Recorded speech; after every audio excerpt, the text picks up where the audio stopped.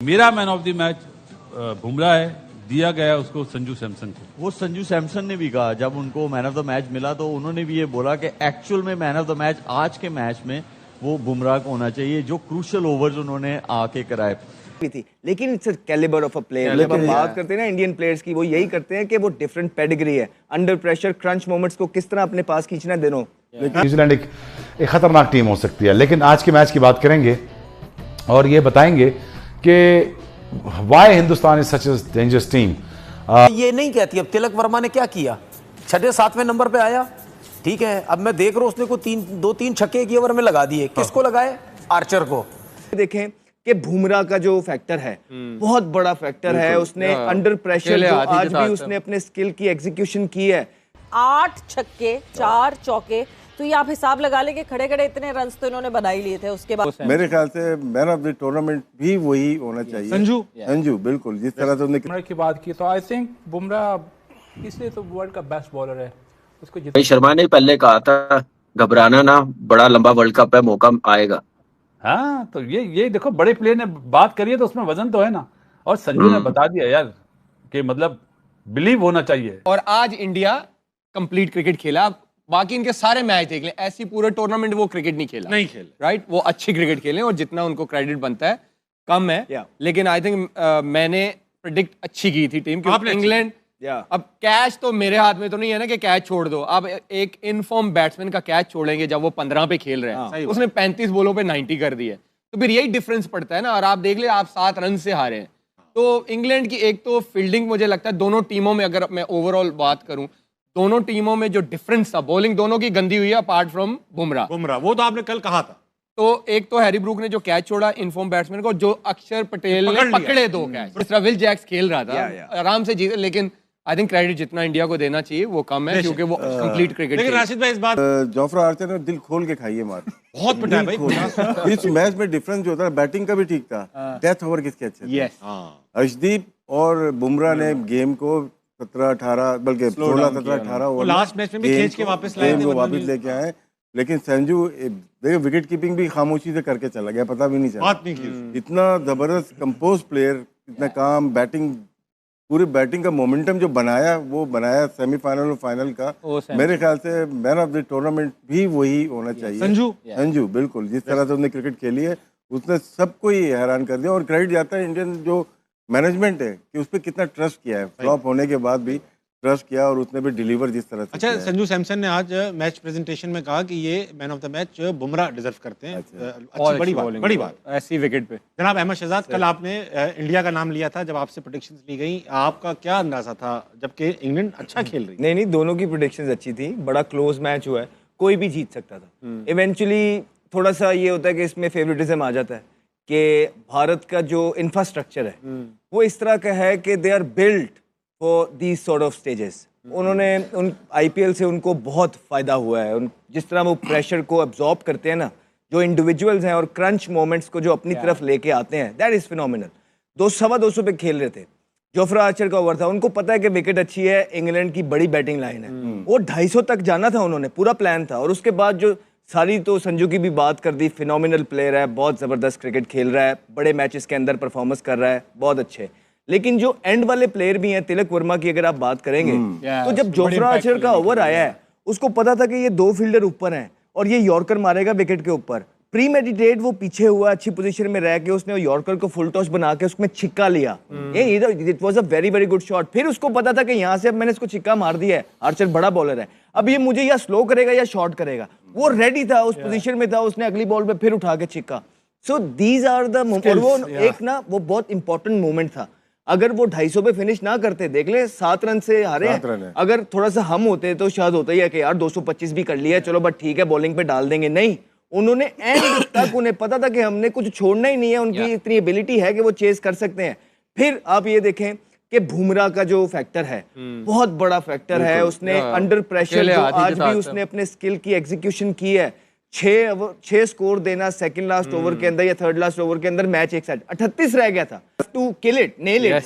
पांड्या ने जिस तरह उस ओवर का फायदा उठाया है, सिंगल भी रिजेक्ट किया, जब वो खड़ा हुआ था इट वाज शोइंग कि इज कॉन्फिडेंट, हालांकि परफॉर्मेंस नहीं आई हुई थी, लेकिन it's a calibre of a player. जब हम बात करते हैं ना इंडियन प्लेयर्स की, वो यही करते हैं कि वो डिफरेंट पेडिग्री है, अंडर प्रेशर क्रंच मोमेंट्स को किस तरह अपने पास खींचना देनो। इंग्लैंड सैमसन की 89 रन किए लेकिन कैच छोड़ा, जरूर कैच छोड़ा सब कुछ, लेकिन आप ये तो देखो कि चौथे नंबर पे आया कौन है, शिवन दुबे आया है। जी जी जी। वो हार्दिक पांड्या नीचे, सूर्य कुमार यादव नीचे, तिलक वर्मा नीचे, तो उसने जो 25 बॉलों पे 42-45 रन किए वो फर्क डाला है उसने। ऑब्वियसली ये तो है कि रन आउट हो गया वो, लेकिन फर्क तो उसने डाला है। उसने सही है, संजू सैमसन ने 89 कर दी कुछ 40-50 बॉल्स के ऊपर, अपना रोल किया, ठीक है, अपना रोल किया, और नो डाउट इसमें कोई वो नहीं है। आप अच्छे प्लेयर का फॉर्म, जिसने वेस्टइंडीज के खिलाफ भी तकरीबन 100 रन की इनिंग खेल ली थी उसने, तो जब आप उसका कैच छोड़ेंगे तो उसकी फॉर्म तो अच्छी है, तो वो कंटिन्यू चलता चला गया। मैंने बहुत देखा है ये, स्पेशली संजू सैमसन वगैरह को। आप इंडिया में मैचेस देखें, जब बैटिंग पैराडाइज पिचेस होती है, ये बहुत रन करता है, ये बहुत मारता है, ये आप हमेशा नोट करना, ये बड़े रन्स करता है।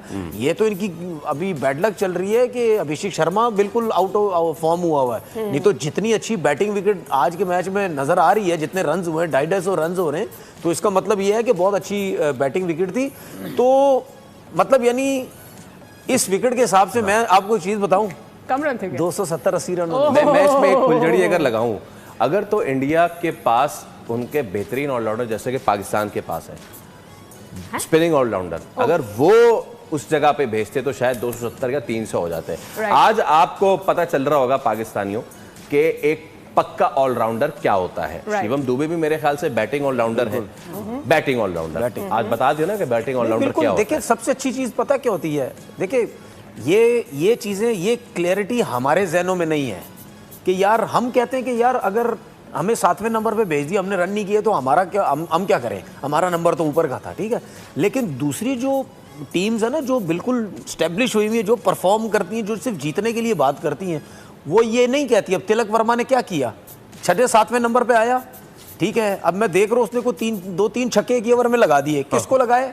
आर्चर को, ठीक है। उसने अपना, उसका जो काम था, उसकी जो जॉब थी, उसको नीचे भेजा। भाईजान तो बॉलर की पिटाई हुई है, जोफ्रा की भी पिटाई हुई है, वहां से वरुण चक्रवर्ती की भी पिटाई हुई है। बैट्समैनशिप डोमिनेशन वाला मैच था आज, लेकिन इंडिया को क्रेडिट जाता है कैप्टनसी और उनकी फील्डिंग।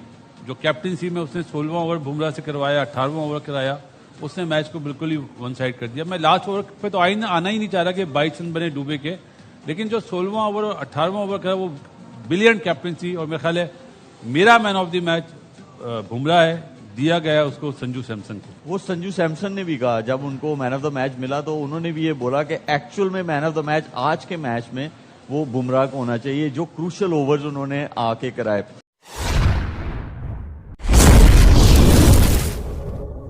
दोस्तों, क्रिकेट की दुनिया में हर मैच अपने साथ नई कहानी लेकर आता है, और इस बार भी कुछ ऐसा ही देखने को मिला जब भारतीय टीम ने शानदार प्रदर्शन करते हुए सबका ध्यान अपनी ओर खींच लिया।